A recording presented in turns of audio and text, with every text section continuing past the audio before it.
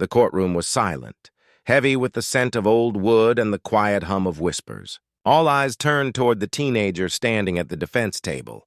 He looked far too young to be in such a serious place. Skinny frame, school-style jacket, nervous but strangely steady gaze. From the elevated bench, the judge's lips curved into a faint smirk, as if this were already decided. No one suspected that beneath that calm exterior stood a mind sharper than any seasoned lawyer's. The next few hours would shake everyone in the room, exposing not just bias, but brilliance that no one saw coming. It began weeks earlier, in a mid-sized American city where racial and economic divides ran like deep cracks beneath the surface. The teenager, 18-year-old Malik Johnson, had always been known in his neighborhood as a quiet, brilliant student, obsessed with law books. At the same time, his friends played basketball on the corner court. Malik's father had been wrongfully accused of a minor theft a decade earlier, an ordeal that cost the family dearly. That memory drove Malik's passion for understanding the law. By the time he was 16, he had memorized hundreds of statutes and read landmark civil rights cases as if they were novels. One afternoon, an older neighbor was arrested after an altercation with a store clerk who accused him of stealing. The evidence was thin, but the man couldn't afford a lawyer. Seeing the injustice unfold stirred something fierce in Malik. He began helping the neighbor's public defender with research, quietly offering notes and citing obscure precedents. When the case finally reached court, the defender fell ill at the last moment. With no one left to stand in, Malik, legally permitted to serve as a certified junior legal advocate under a pilot youth program, was allowed to step forward. Many saw it as a desperate, symbolic gesture. For Malik, it was personal. He stood not only for his neighbor's freedom, but also for everyone who had been dismissed because of their skin color or social standing. What no one realized was that this teenager had prepared for this moment his entire young life.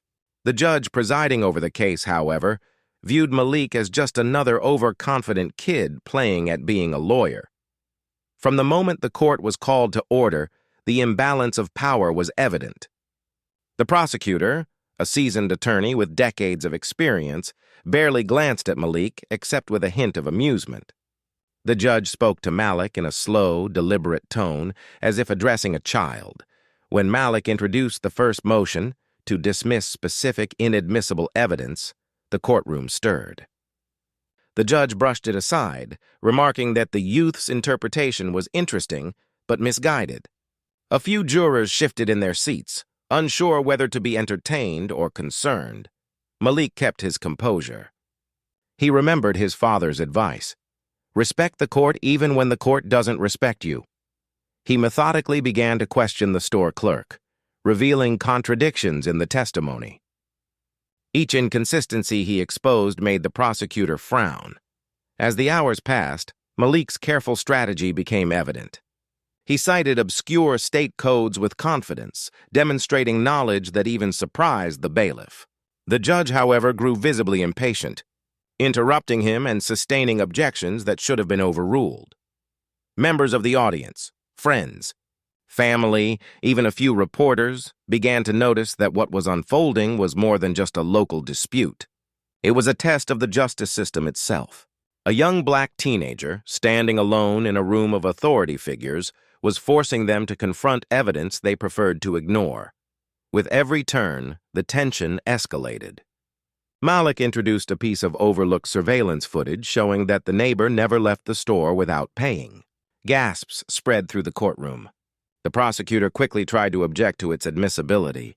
Still, Malik calmly referred to a recent appellate decision that made the evidence valid.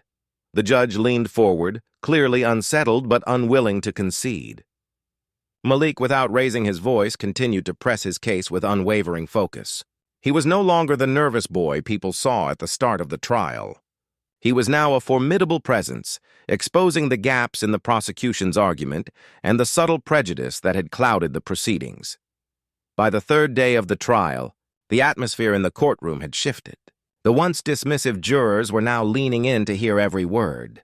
Reporters who initially treated the case as a curiosity began broadcasting updates nationwide. the decisive moment came during Malik's closing argument.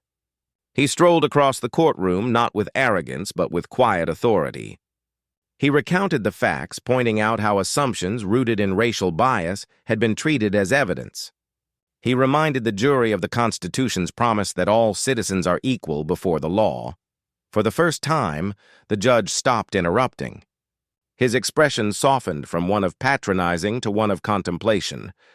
Malik concluded by presenting a final legal citation, a case from only months earlier that directly supported his motion for acquittal. The courtroom was silent. Even the prosecutor, once confident, looked down at his papers. The jurors exchanged glances as if acknowledging they had witnessed something extraordinary. In that moment, the judge himself seemed transformed, not by Malik's youth, but by the undeniable weight of his argument. He realized he had underestimated someone not because of a lack of knowledge, but because of age and race. When the verdict was read, not guilty, the courtroom erupted. Malik's neighbor wept with relief. The judge, still holding his gavel, gave a slight nod of respect, acknowledging the brilliance he had once mocked. News of the trial spread rapidly, sparking conversations about systemic bias and the barriers faced by young people of color in professional fields. Commentators praised Malik's composure and intellect, calling him a voice of the next generation of justice. For Malik, the victory was bittersweet. He was proud of freeing his neighbor, but painfully aware of how many others had not been so fortunate. The case revealed not only the flaws in the legal system, but also the prejudice that could cloud even those entrusted to uphold it. The judge later issued a public statement, admitting that he had misjudged Malik and acknowledging that true wisdom is not bound by age or appearance. It was a rare and humbling moment that inspired many. Malik returned to his studies with renewed determination, now driven not just by personal experiences, but by the hope that young voices like his could help shape a more equitable future. For viewers, the story served as a reminder that brilliance can emerge from unexpected places and that courage in the face of prejudice can transform lives and even institutions. As you reflect on this case, consider this.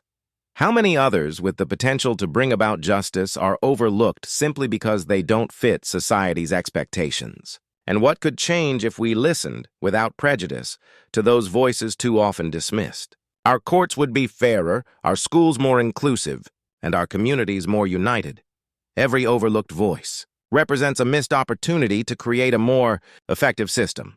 The next great advocate for justice may be sitting quietly in a classroom or working unseen in your own neighborhood. All it takes is a chance and the willingness of society to look beyond appearances.